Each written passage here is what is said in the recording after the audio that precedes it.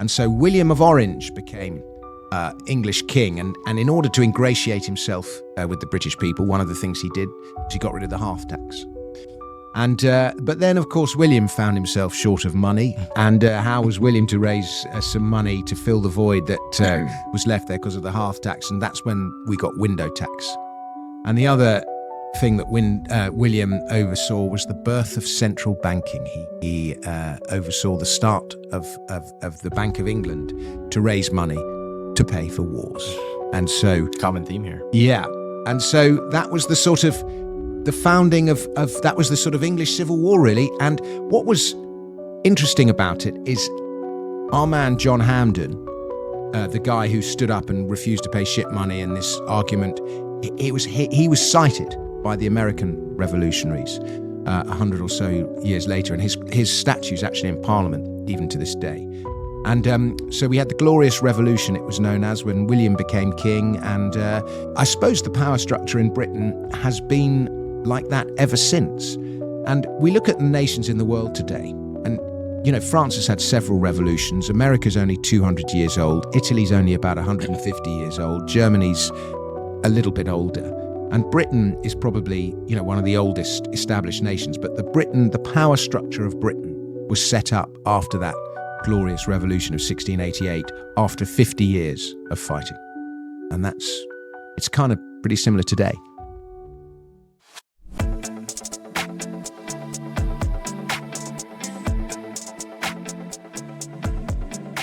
Welcome back to another episode of Cypherpunk'd. I'm here today again with Dominic Frisby, and we're going on to the next part of our series on his book, Daylight Robbery. Today we're going to be talking about modern nation states and taxes. Welcome back, Dom. Thank you very much, sir. Yes, we're looking at the tax wars that gave birth to Britain, to America, and to France. Let's talk a little bit about Charles I and the Civil War and his execution. Rather an evil laugh at the execution of a king. It seems like all these stories, right? I mean, I guess it was kind of like they considered it the end of the divine right of kings, because a king, it's kind of like, it reminds me of that series 300 where Xerxes or whatever his name is, and he's coming and he's going, and like, you know, they shoot the arrow at him and it's like, finally he bleeds, you know, at the very end, like he just barely misses him, and but he nicks him. So the king, he's no longer divine, right? Mm-hmm. Yeah, for thousands of years, kings were gods, and tax brought an end to that.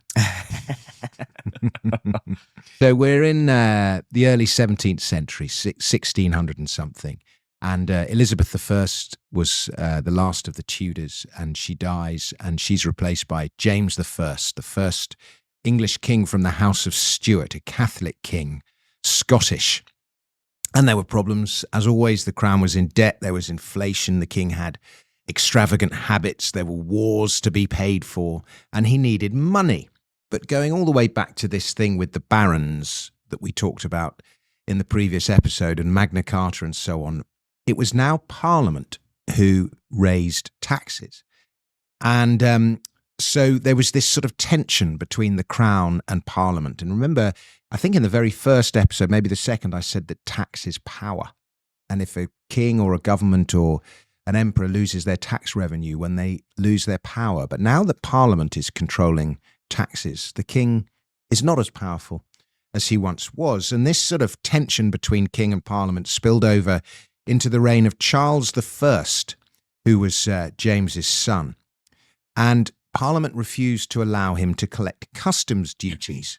And he was so desperate for money, he dissolved Parliament, and then he assembled a new Parliament, and then he dissolved that and refused to call a new one for 11 years. And it was known as the 11 Years' Tyranny, although it's quite the opposite of tyranny, because the beauty of it all was that the king had no money. So it meant there was no wars to go and fight. And so he resorted to other means to raise revenue. He sold titles, and he would offer you a title, and if you refused it, he would then fine you. And he did this. He raised this other tax called ship money, and he tried to levy that. But ship money was only supposed to be levied during times of war. And so there was this one chap called John Hampden who refused to pay, and in 1637 he stood trial, and he lost. But that trial made him famous, and it got the country thinking about this this relationship between taxes and parliamentary representation, which I think is quite a big theme in American history. And then the Scots invaded England. I didn't even know the Scots had ever bothered trying to invade England, but they invaded England in 1639, and Charles had to, recall Parliament to raise some money to pay an army to fight off the Scots. And Parliament granted him the money, but only on condition that he execute his top advisors, which he refused to do. And so he attempted to arrest his 5 biggest critics, one of whom was this chap called John Hampden. And so this eventually led to the Civil War, the English Civil War. And unlike the American Civil War, which lasted 4 or 5 years, the English Civil War really probably lasted. It was a series of wars, and it probably lasted 40 or 50 years. And it was fought between the Crown and the Parliament, basically. And it was, the main issue for the war is who has the power to levy taxes. And Charles I eventually lost, and in 1649 he was sentenced to death. At one point he was kidnapped by the Scots, and we had to pay £100,000 of sterling silver to get him back. And I say that figure because when we got him back, he was then put under trial, and he lost the trial, and he was found guilty of treason and executed. And this was the point with that sort of guillotine. That was the point. I presume he was guillotined. Maybe he was hanged. But that was the point at one clean strike took off his head, and that was the point at which kings were no longer divine. And so he was succeeded briefly by his son Charles II, who then went off to France. And the English Civil War was over. And 6% of the British people died in that conflict. Quite a lot. And Oliver Cromwell became and he was a great military statistician. And he was the sort of the new ruler. And this is quite interesting. He paid himself an annual salary of £100,000 of sterling silver, which is the same amount that we paid to get Charles I back. That's a common number. But then when he died in 1658, his son was a bit rubbish. And so there was a sort of power vacuum at the top. And so they brought back Charles II. And he was the merry king. And I think on the whole, he was a pretty good king. I think he had something between 10 and 15 children, none of whom were legitimate. And he was famous during the Great Fire of London. They tried to evacuate him, and he refused to go. And on the whole, he was a popular king. And Oliver Cromwell, despite being a brilliant military strategist,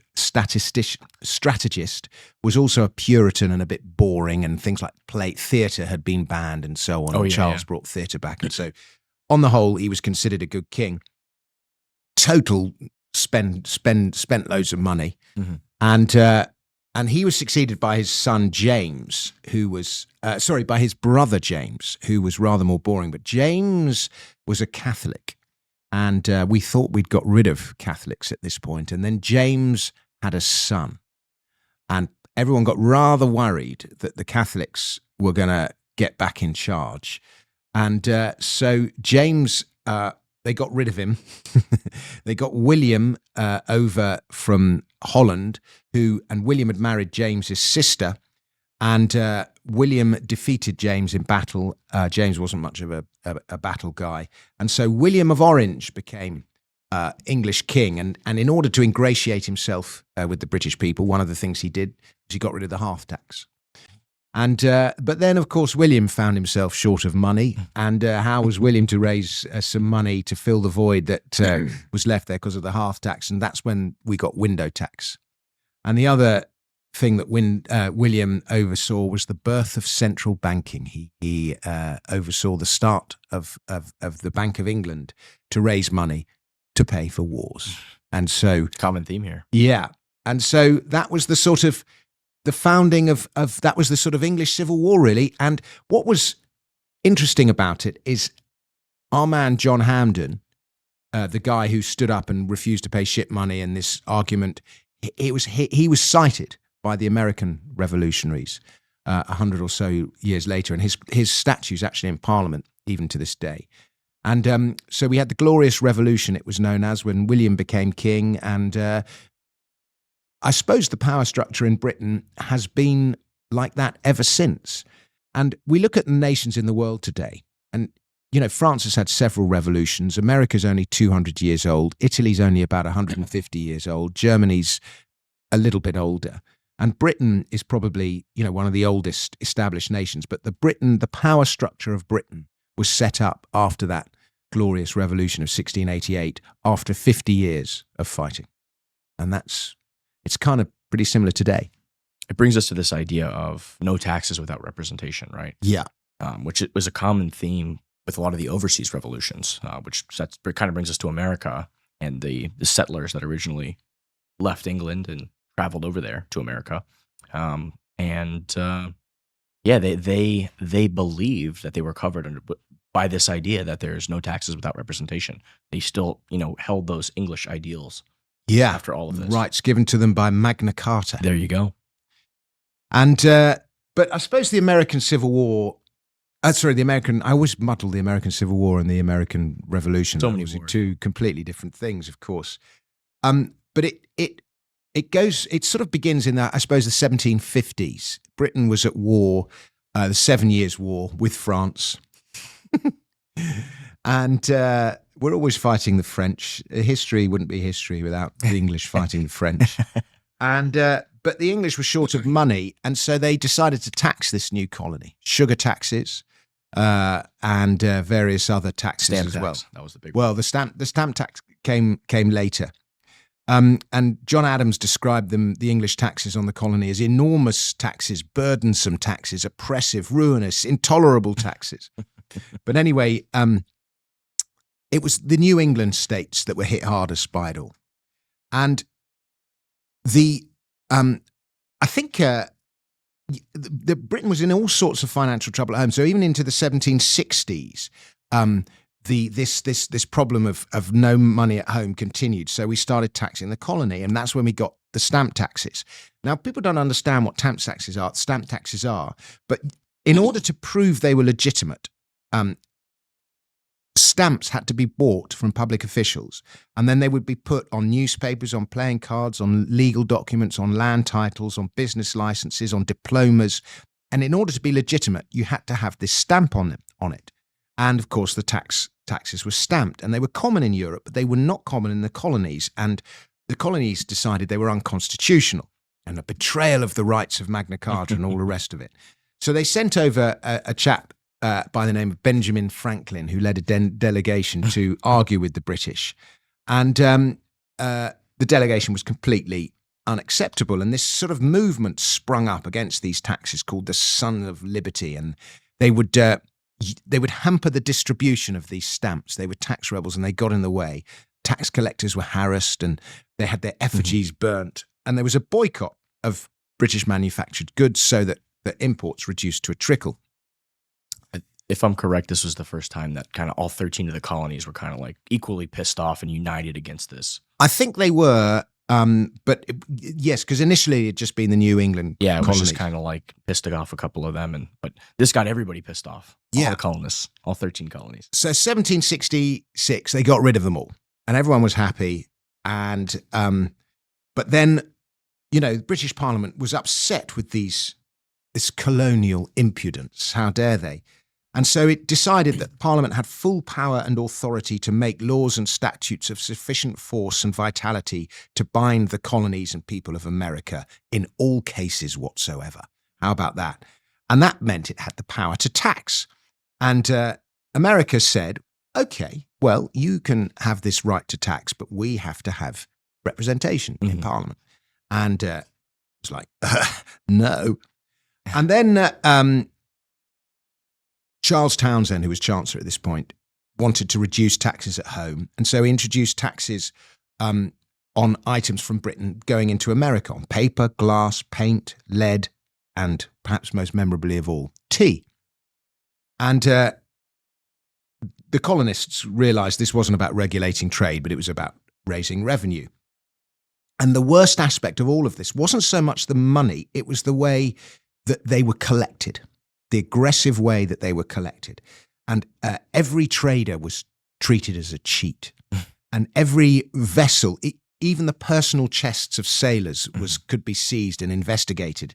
The informers, if you informed against people, you could get 1/3 of the confiscated property. And it created this culture of paranoia and mistrust, but also misinformation. And the taxes were being levied to pay for the army. And so the army, of course, aided anyone who helped them, and the officials and the sneaks and so on. And Benjamin Franklin wrote this amazing bit of satire taking the mickey, basically saying, if you want to, undermine your empire and be terrible, do these things. And it basically just described exactly what the British were doing. Oh, and classic. Then there was this thing called the Quartering Act, where it gave the army the right to quarter people in people's property if they needed to. And this, of course, was a total violation of personal property. And that created more tension. And so there was another boycott of British goods, and the Sons of Liberty carried on with all their intimidation and eventually. And there was a riot, and British soldiers randomly shot people in this riot, just shot bullets into the riot to defend themselves, probably panicking. And so 5 people were killed. And there was then a sort of propaganda war as both sides told their version of the story. And Boston Massacre. The Boston Massacre, exactly. And eventually a compromise was reached, and taxes were reduced, but tea was still taxed, and tea would be the eventual trigger for revolution. Now, at this point, all the colonists were drinking Dutch tea rather than English tea, because they were boycotting English tea. Dutch tea was cheaper. And they they avoided loathsome British duties. And now the East India Company was in trouble, and so Parliament subsidised it to prop it up. And it allowed direct sales by the East India Company into the colony of this tea, which totally destroyed the business of all the merchants who were selling Dutch tea. And this created a great deal of tension, and the Americans then boarded British vessels and threw their tea into the harbour. And there was a big argument about that, private property rights. And then the British then, in retaliation, introduced all these laws to sort of reassert authority. And by 1775, this tension, this escalation had developed into full-scale war. And it was between Britain and the Patriots. But on the side of the Patriots were all Britain's enemies, the French, the Spanish, the Dutch. They all helped. And the fighting went on for 6 years. And eventually, just the logistics of 3,000 troops, having troops 3,000 miles away on the other side of the Atlantic, just got too much for the British. And we let it go. We kept Canada. Spain got Florida. Even to this day, superpowers and world powers can't learn that lesson. Well, exactly. It's a big effort. And America got everything in between. The United States got everything in between. And the irony of it all is that the taxes that you had to pay, that the Americans had to pay, were minimal compared to what we're subjugated to today. Oh, well, yes, certainly that. But also minimal compared to what you faced after the war, the cost of repairing all the damage. All the not all the colonists were on the United States side. A lot of them were on the British side. They then had to leave. So they either went to the Bahamas in the south or they went to Canada. They lost their properties. Other soldiers went back to their farms and found them totally bankrupted. The Americans, in order to pay for it all, they had this currency called the Continental, which they'd printed into oblivion. That completely it met with hyperinflation, lost its purchasing power. Tens of thousands of people had been killed. Exactly. That's where that expression comes from. Tens of thousands of people have been killed. And, the colonies were a mess. And in a funny kind of way, what America did is a bit like the Peasants' Revolt. They lost their lives, but after that, the British never imposed taxes on their other colonies. They kind of learnt their lesson, and without getting local consent first. Got to get no taxation without representation. Yeah, and so one of the reasons possibly that the British Empire was so successful, and why a lot of nations who were in the British Empire are now no longer are, because the British Empire doesn't exist anymore, actually say that we were better off under the British. You know, we got trains built, and we got trade was free, and there was law, you know, rule of law and all the rest of it. But the British were actually sort of reasonably respectful to their colonies as a result of what had happened to America. And George III approved an act that Britain would not impose any duty, tax, or assessment for the purposes of raising revenue of any of the colonies, and that stood. And but in any case, poorly thought through taxation. At the end of the day, it was poorly thought through taxes by the British. They didn't think about the consequences. They didn't have people on the ground in America going, look, if you do this, this will happen. It was all about, they just had this attitude of superiority while governing from 3,000 miles away. Mm-hmm. And it was poorly thought through taxes. And as I say, more the way they were imposed rather than the actual levels of the taxes themselves that led to the founding of the United States, which in many ways has superseded Britain. In many ways. Pretty much every Nearly way. always. Yeah, I mean, there's now, if America said, do you want to Britain, if we would have a vote in Britain and America said, do you want to be the 51st state? I think a surprisingly large number of people would vote yes in order to be part of your economy. And in fact, you should do it because you'd have a good ally on the other side of the pond. Yeah. I wish we could get this idea through, because this is the idea that's been percolating in my head for a long time. No representation without taxation. It's the opposite. Yes. So if you're not putting anything in the pot, you shouldn't get to decide how the pot is spent. That's my thought. I couldn't agree more. It's probably a very unpopular thought, but no, I think it's absolutely right. And the problem is everyone is paying taxes of some kind, even people who are not net contributors, even people who are net takers, because, you know, when you buy something, you pay a sales tax and so on. I'm thinking more towards the federal government, though, right? Like if you don't have taxes going to the federal government, like you might pay local, state, whatever, but you know, if you don't have an income that justifies you shouldn't get to decide.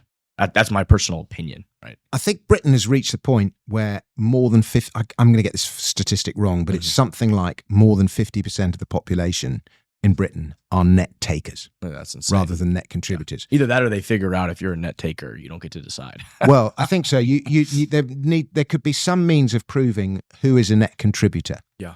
And you have to have been a net contributor for, say, 5 years or something. I'm just picking that number out sounds randomly. Completely reasonable to me. And once you've been a net contributor for 5 years, therefore you've built up your stake, then you have the right to vote. Yeah, it just makes sense. I mean, you have a vested interest in society growing, continuing, being prosperous. You've put your skin into the game, you know, so you get the representation, right? You get I think no representation without taxation is a brilliant catchphrase. Well, you heard it here first. Oh, all right. This brings us to the USA. So the low tax nation, USA is born. Yeah, well, it actually brings us, the next one was France. Oh, France, Louis the 14th. Yeah, Louis the 14th, whose financial controller gave us the line about the goose. And he ruled for 72 years, one of the longest monarchs in British history, but he left France bankrupt. And he said to his son, don't follow the bad example which I've sent you, pursue peaceful policies and so on. And that worked for a bit, and then they stopped, and then the French got in the war with the Austrians, then they got in the 7 Years' War with the English, then they got involved in the American, I think France lost 10,000 troops in the American Revolution. And so they got involved with that. And it was just decades of fight now, pay later policies, plus this sort of out of touch decadence in the ruling class. And when you read about the amount of taxes that were levied in France, you know, people always argue about what the causes of the French Revolution were, but if you had to boil it down to one word, it would be tax. And there were so many taxes. You had to pay a tax based on the amount of land that you owed, the taille. There were poll taxes. Peasants had to pay a chat tax to the church. There were seigneurial duties. There were excises. There were customs. There was this thing, customs duties called the octroi. They couldn't levy them at ports. So what they did is they put customs stations at the entrance to cities. And then they would have two walls in a city so that if you got past the first wall, you couldn't get past the second without paying this tax. And when eventually when the revolution came, those walls of course came tumbling down. Then you had this salt tax, which was the most loathed of all. and people would find, obviously salt was totally essential for preserving food and so on. People found themselves paying 10 times the real price of salt. Unbelievable. And if you bought salt and you kept it for more than a year, you had to give it back and then buy it back again so that they could collect the next tax. These people are unbelievable. Yeah, and not much has changed in France. I feel like it's still right back 57% of GDP is taxation, excluding inflation. And there was taxes in, this is France. They like food, they like smoking, and they like alcohol. Oh, man. Of course, all three were taxed. The wine one, that's my favorite. Yeah, there were 5 different taxes on wine. There was a tax on the vine, on the harvest, on the manufacture, on the transportation, and on the sale in France. You got nothing left at the end. No, they drank cider. Peasants all had to drink cider instead. And you had these tax farmers who worked on commission, who would collect all these taxes, and they developed their whole own economy. And one of them was so rich, he owned all of Louisiana. Made the money on the back of taxes. And what was so funny is the money didn't make its way back to the king because there were so many people who had their hands in the till on the way. Hey, the king's got to pay his tax too, Well, yeah, and the king would say, "Well, how come none of this revenue is making its way to me?" And he had this dinner party, and the guy said, "I'll show you." And he got some ice, and he made everyone he passed it around everyone at the table before the ice got to the king. And by the time the ice got to the king, there was nothing left. And he said, "That's what's happening to your taxes." Classic. And these guys who were collecting the salt taxes, they were super, super aggressive. And Voltaire wrote this story about describing what they did on one of his farms. And it was brutally aggressive. And at the same time as there being all these taxes, there were just so many inconsistencies. So, for example, the church were exempt from most taxes. If you were a noble, because you paid your tax in blood, you were exempted from paying these taxes. So then this huge business emerged of people buying noble status in order to pay the taxes. It was so corrupt. And every attempt to reform it just ran into a brick wall.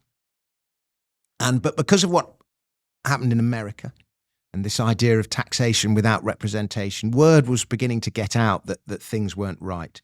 Word of this revolution and these volumes called the Encyclopédie, 27 volumes of revolutionary scientific and philosophical thought were being widely distributed. We were in the Enlightenment, Adam Smith and so on at work in the UK.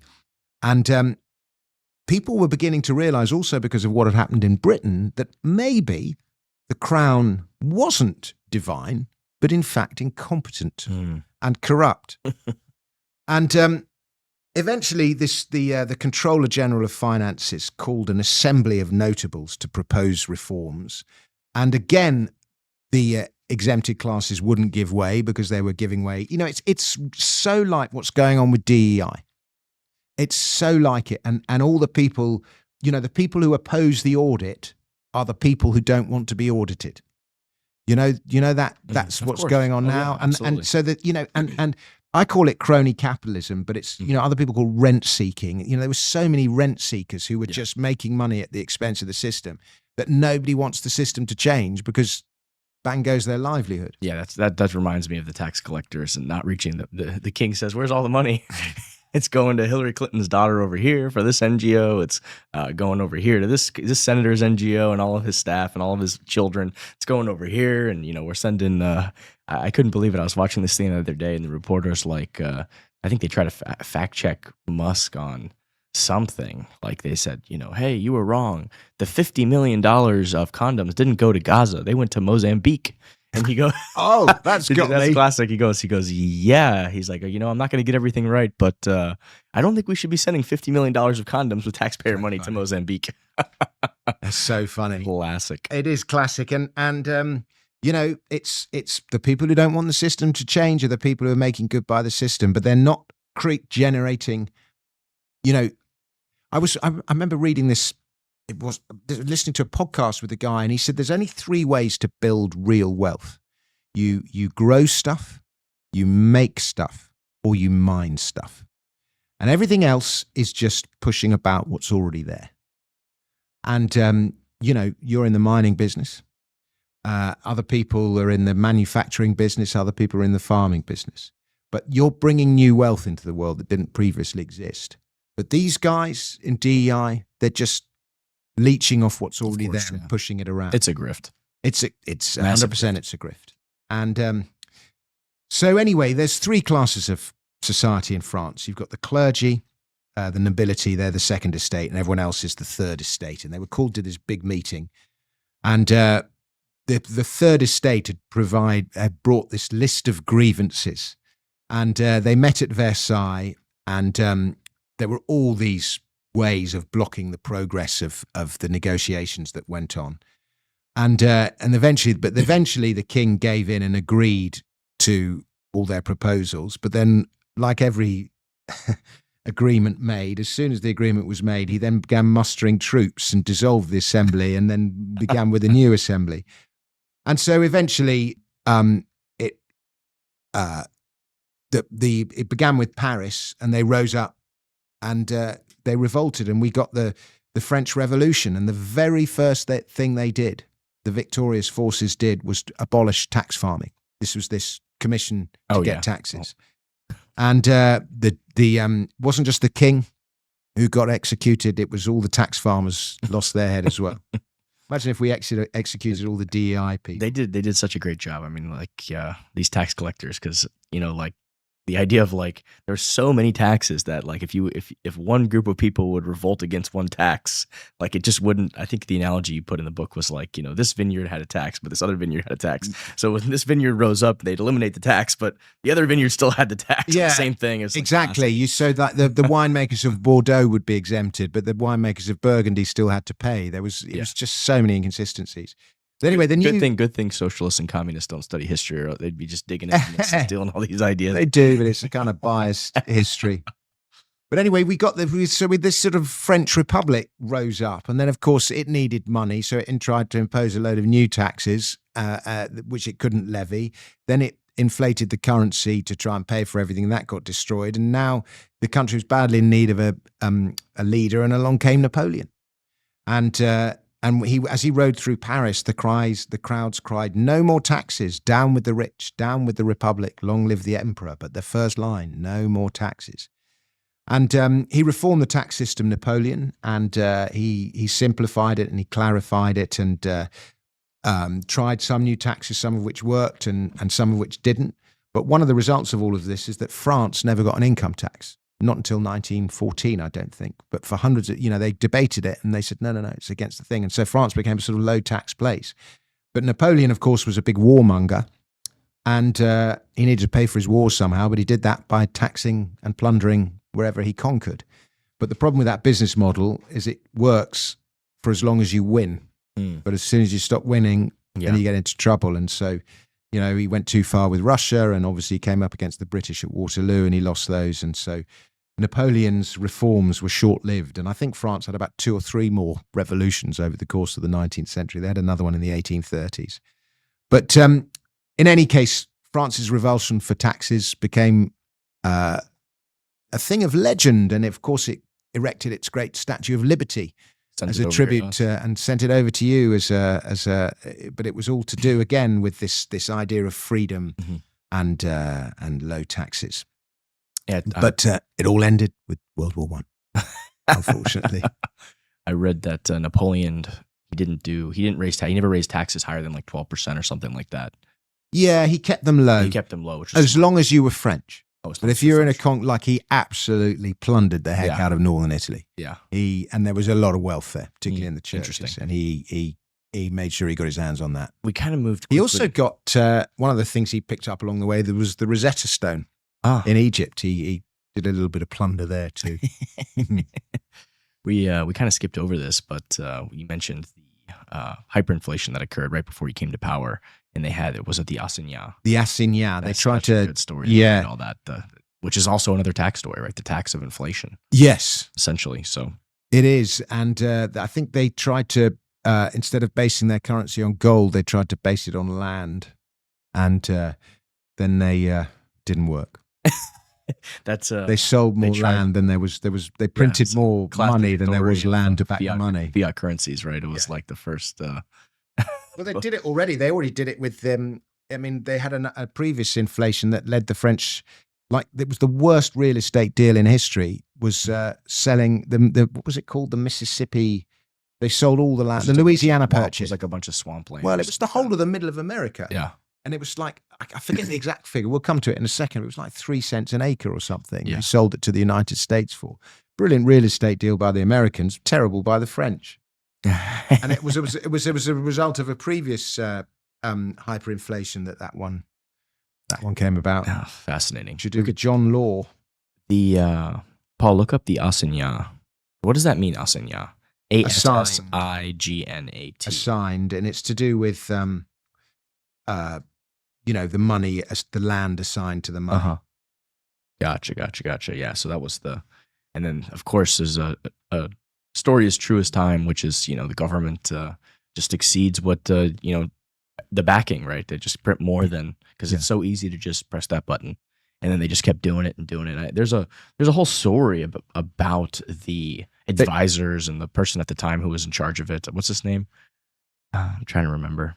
I think he was advising the king at the time. You'll probably think of John Law. That was the earlier one, but the assignats were basically like bonds. They were because some of the land had got confiscated after the revolution, and so they sold off the land and had these bonds, and then the bonds, which entitled you to the land, began trading hands themselves. But then they issued more of the bonds than there was land. Yeah, because they here we go. King Louis XVI. So this was part of his reign. It followed the bonds followed the revolution. Fascinating. But yeah, so that's the sort of the founding of Britain, the founding of America, and the founding of France. What about you mentioned something about this. I found this fascinating when like the month got shortened because they switched calendars, and there was this Lady Day. And people revolted. They were so upset because the government still wanted all the taxes, but they reduced the month by 11 days. So the new year, the new year, there would be 4 quarters. There are 4 quarters to the year, and the new year used to begin at spring equinox, when the length of the day is the same as the length of the night, 25th of March, and it's known as Lady Day.